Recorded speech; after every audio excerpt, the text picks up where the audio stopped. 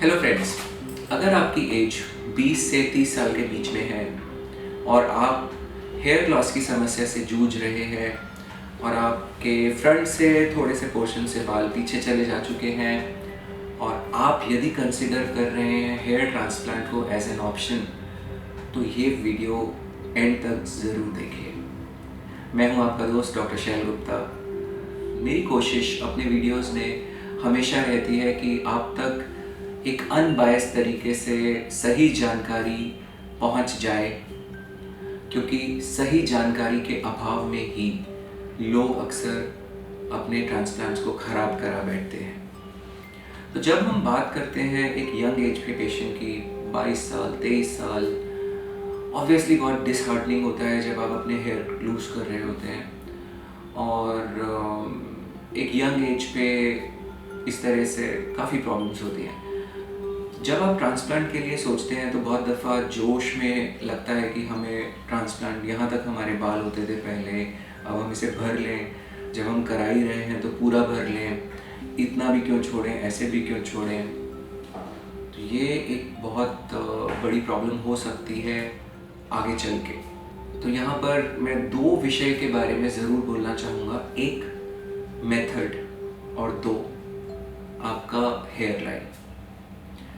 Hair line कभी भी बहुत ज़्यादा नीचे तक नहीं लानी चाहिए, बिकॉज़ अभी आप यंग हैं, अभी आप बाल को नीचे लगा सकते हैं, अभी आपका डोनर अलाउ कर रहा है।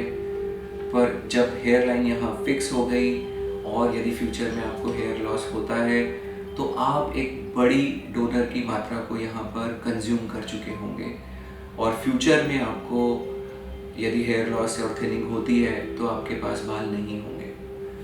दूसरी बात जो मैं बोलना चाहूँगा वो है मेथड के बारे में।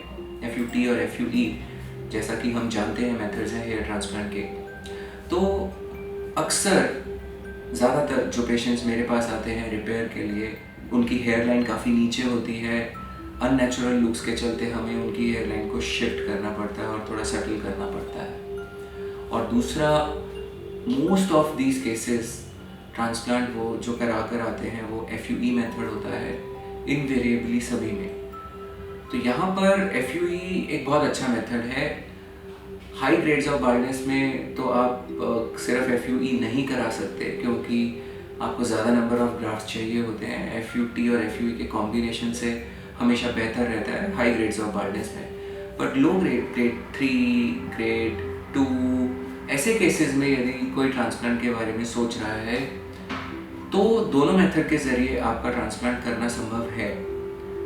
FUT अगर आप करते हैं तो एक पतली बारीक लाइन आती है और उसके ऊपर नीचे का डोनर एरिया अनटच्ड रहता है, डोनर डेंसिटी अफेक्ट नहीं होती, जैसा कि आप इस केस में देख रहे हैं। साइड्स काफ़ी खाली थे, टेम्पल्स नहीं थे और हमने इनके 2500 ग्राफ्ट्स किए, 2500।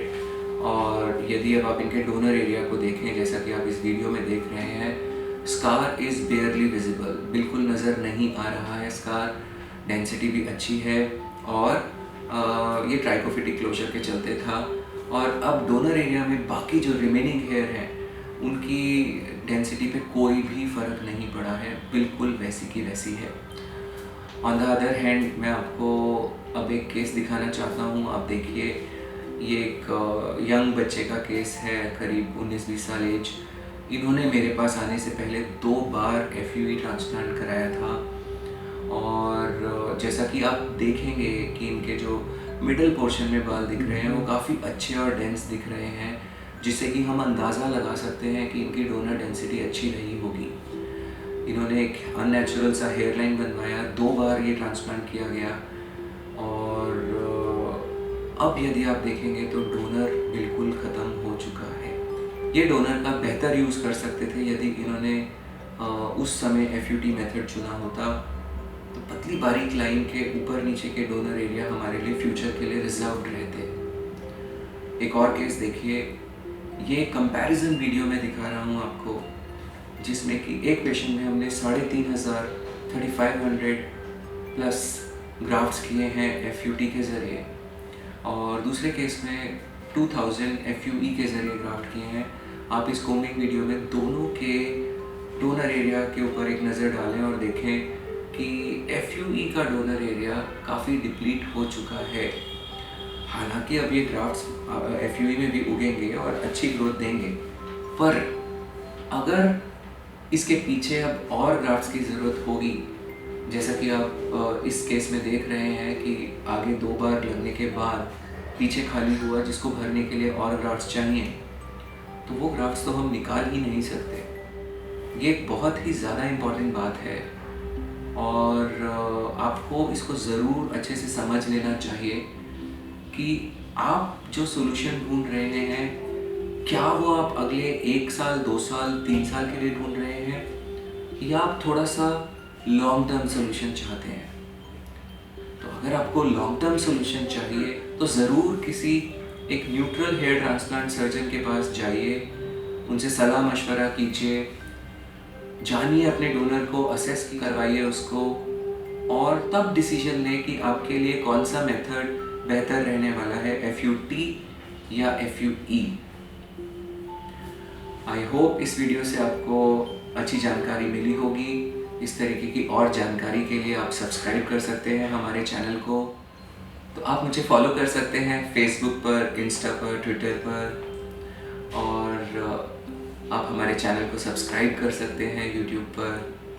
अगर आपको ये वीडियो पसंद आया हो तो लाइक करना ना भूलिए। आपको यदि कोई सवाल पूछने हो तो आप कमेंट सेक्शन में जाके सवाल पूछ सकते हैं, हमें बड़ी खुशी होगी आपको जानकारी देने में। एक और चैनल है मेरे नाम से, डॉक्टर शैल गुप्ता के नाम से, जिस पे कि हम कुछ गाइडेड मेडिटेशंस, म्यूज़िक और कुछ अच्छी लाइफ के बारे में जानकारियाँ देते हैं। काफ़ी यूज़फुल जानकारियाँ हैं। उस चैनल का लिंक दिया गया है, आप उस चैनल को सब्सक्राइब कर सकते हैं। आई होप ये इन्फॉर्मेशन आपको मदद करेगी। Thank you, love yourself, stay blessed.